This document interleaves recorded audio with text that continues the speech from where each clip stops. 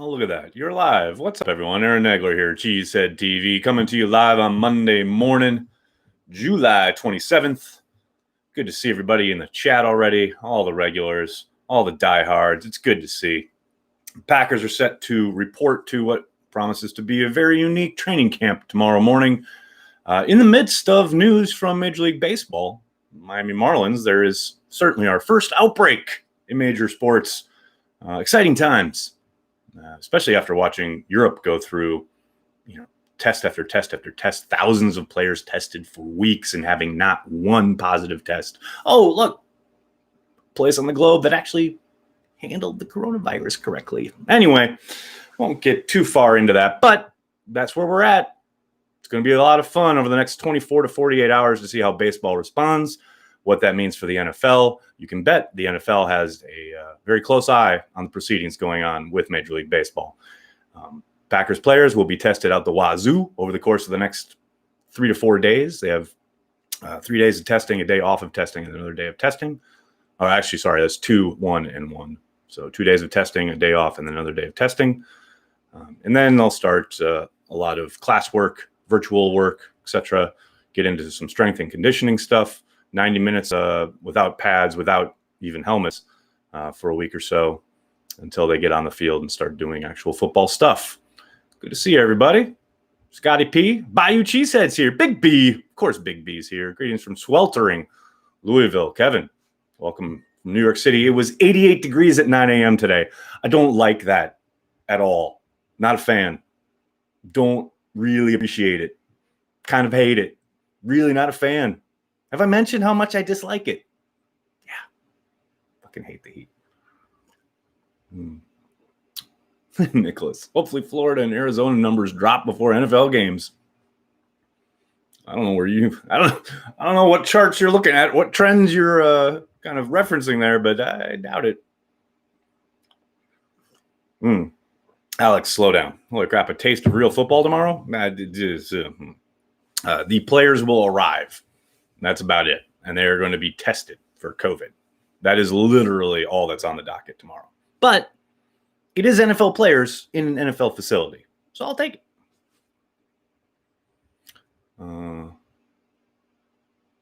can jump to a starting spot with a good camp? That's a good question, Robin. I think, really interestingly, the obvious spots where you look at where we would, on the outside looking in, contend that these positions are thin or up in the air when it comes to who's going to start where. You have to think guys like Josh Jackson, Kadar Holman, Jandon Sullivan, although I think Sullivan's pretty entrenched on the rotation as well already, at corner, third corner. And then inside backer, who's going to be, going to make that jump to possibly be the running mate for Kirksey.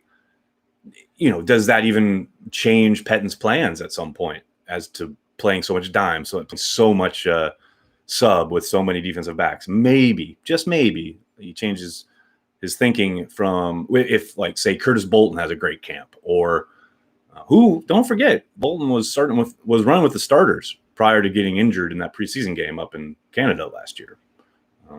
So that's a possibility. I think those are the obvious spots you would have to watch and see if any of those players jump out, so to speak, during the truncated training camp. Speaking of the roster and starting spots and competition, etc., for anybody who is a member of our Patreon, the latest Nagler's Never Right went up last night. I talked to Matt Schneidman of The Athletic, and we went over the roster, kind of previewed all the positions, both sides of the ball, heading into camp. About an hour-long talk. It was a lot of fun. I'm going to be doing that every week, having new Nagler's Never Right with folks from all over the map. I'll talk to some players, coaches, people who cover the league, cover the team, etc. If you want to support what we do at Cheesehead TV, please consider giving us $5 a month. Support our Patreon, patreon.com/CheeseheadTV. Check out the podcast. It was a lot of fun. Anthony, Nags, you've probably answered this, but given the likely restrictions, do you think the playbook will be simplified early on and more complexity added anyway later on? No, I don't. I think they're gonna come out six guns a-blazing, and that's where their continuity helps them, right?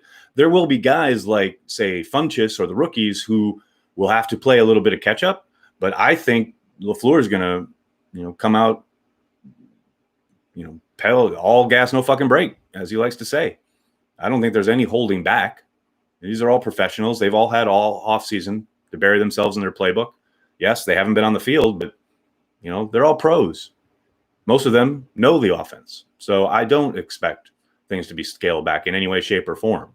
Again, I think guys like Devin Funchess, who's new to the system, the rookies who are new not only to the system but to NFL football, they're going to be a bit behind. There's zero doubt about it. And that's where they are going to separate themselves if they can prove that they have taken in what their responsibilities are, what the checks are.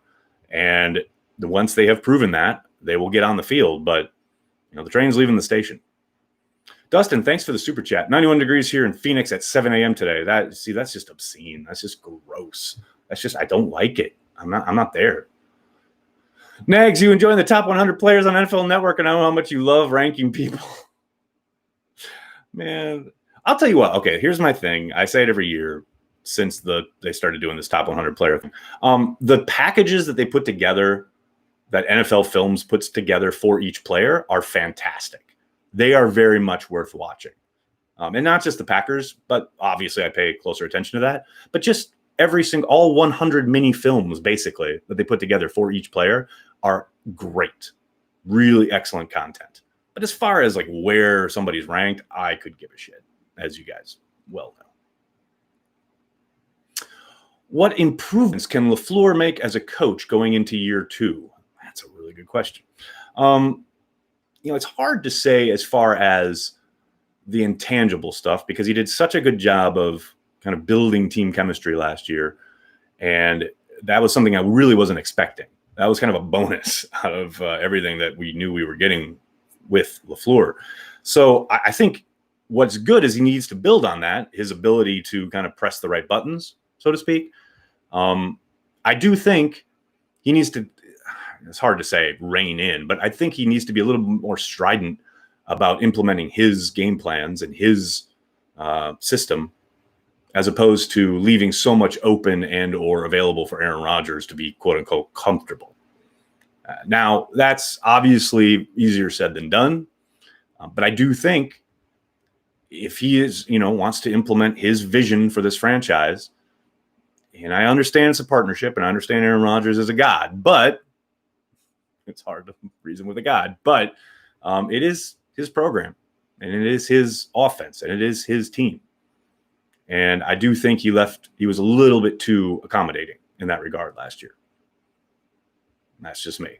Also, I'm interested to see how his relationship with Mike Pettin kind of develops throughout this season. We heard from him that he was involved and or in a lot of the defensive meetings this offseason. Pretty interesting stuff, considering last year when we talked to him, during the summer, it was very much, Mike has forgotten more about defense than I'll ever know. I'll just let him handle it. Obviously I'm paraphrasing, but that was very much the attitude.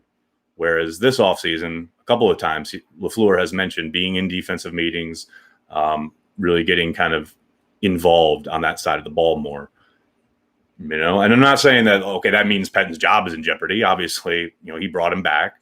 But I do think Matt probably wants to have a little bit more say and or put his imprint on things. And I am interested to see how that develops throughout the season.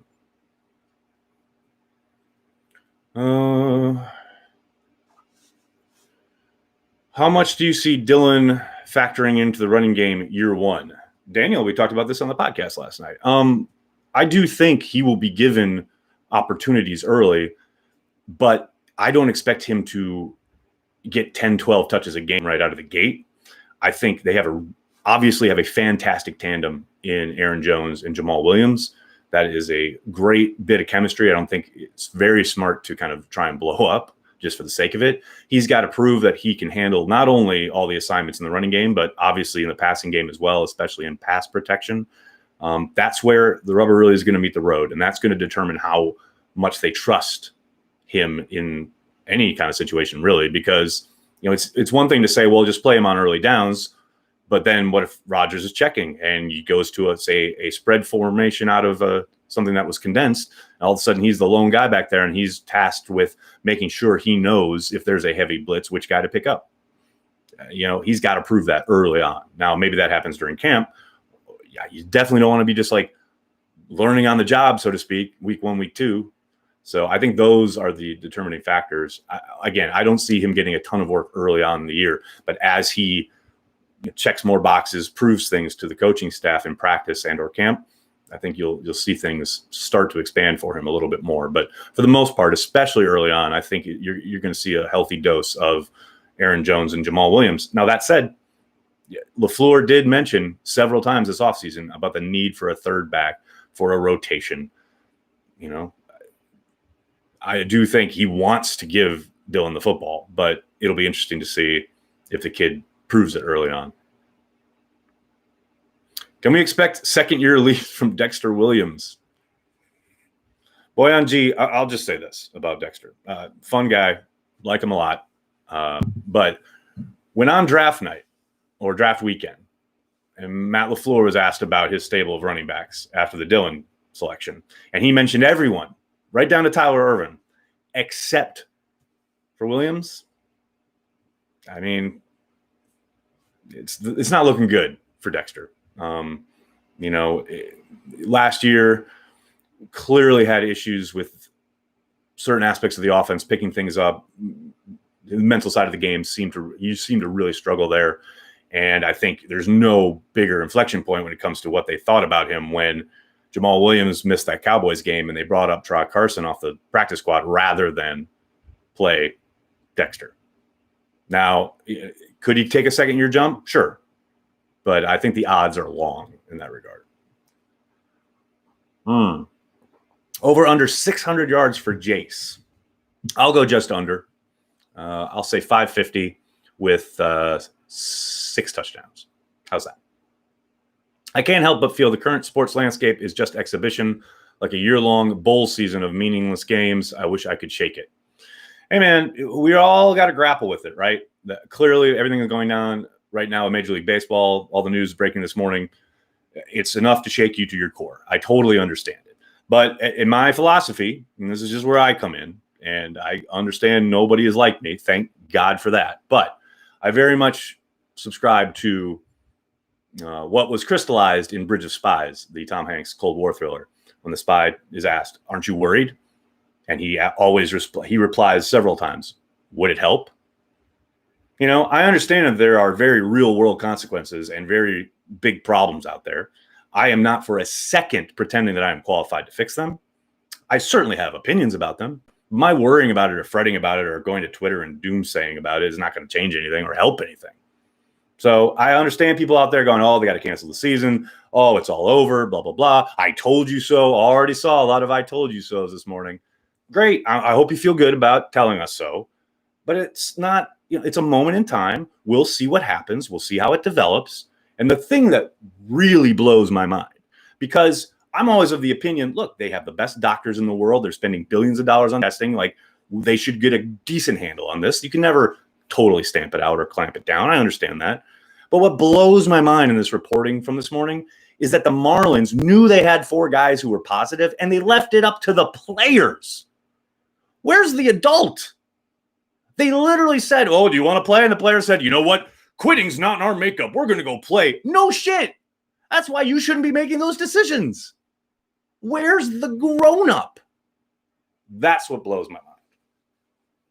So, yeah, I understand it. I get it. Like, you look at those headlines this morning and think, "Oh, woe is me. It's all over, and this is all meaningless, and what are we doing?"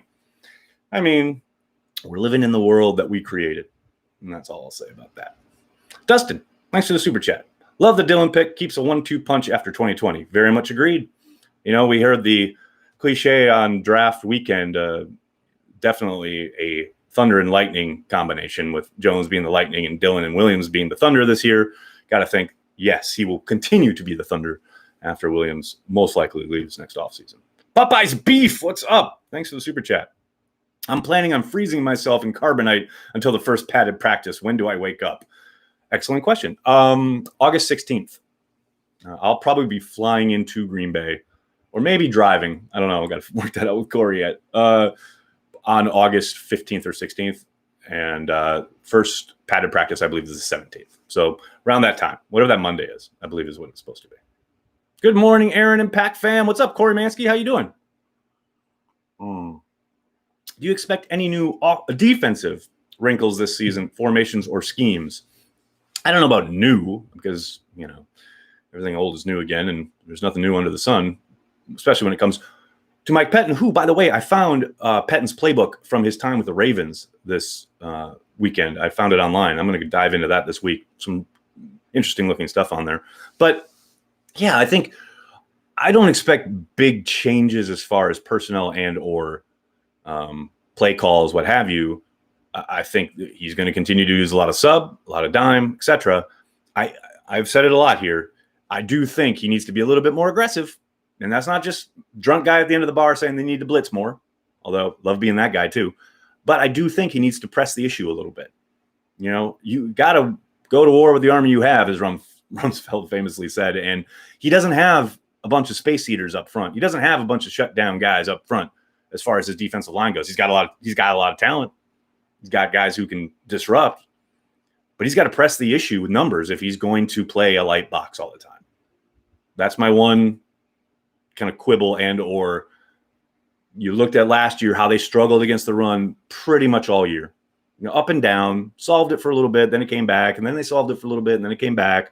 I get not being able to completely overhaul your system and or how you call things during a season. But with an entire offseason now, breaking down the tape from an entire year with the personnel on hand, with the Smiths, what you got up front with Kenny Clark, etc., does Mike now turn around and go, okay, I need to be a little different in how I go about trying to stop the run rather than I'm just going to play this shell, light box, hope my two dudes can hold up in the middle and the Smiths on the edge kind of funnel stuff back into Kirksey.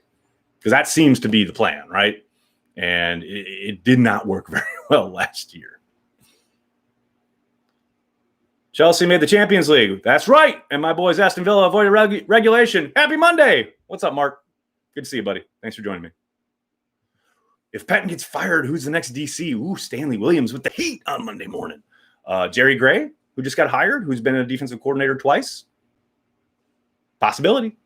I would tend to think if that were to happen, and we are a long way off from that possibility, but if that were to happen, I do believe LaFleur undoubtedly has some kind of short list of guys that he's worked with throughout his tenure or guys that he's thought, admired, etc. Who's on that short list? I have no idea, but I don't doubt for a second that LaFleur would have a name or two at the ready.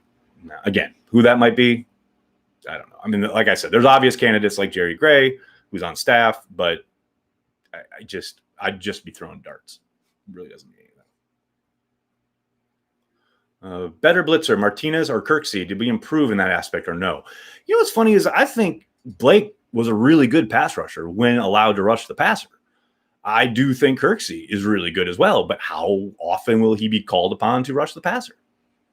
I don't think they got exponentially better there. I think they got the possibility of a playmaker in Kirksey in a way that Blake wasn't. I think obviously Blake was incredibly productive. There's zero doubt about that. But I do think if Kirksey can stay healthy, and that's the huge if, but if he can stay healthy, he has shown a propensity for kind of breaking assignment and making the play. We'll see. Kyle Shanahan versus Pettin, always fun to watch. Let's never watch that again. If I see another close formation with jet motion breaking for like 20 yards, I'll fucking run. I'm gonna cry. Is King Kivo a high priority re-signing Kevin King? I would think if you're describing high priority, Kenny Clark and David Bakhtiari are your high priorities. I wouldn't classify Kevin King in that kind of level, right? I think it's Clark, Bakhtiari, Jones, King. That's me. We'll see how the Packers feel about it.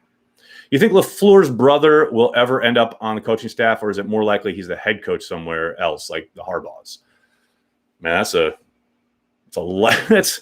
quite a quick development there for the younger LaFleur. Yeah, I mean, clearly Matt wants to get him on staff or would like to have him on staff. Did ask permission to interview him 2 years ago, was denied. The 49ers did lock him up with a new deal. It's a possibility he ends up as a head coach. It's also a possibility he ends up in Green Bay. The league is so quick to change, right? I mean, you think teams are set up for big runs and then all of a sudden they fall apart.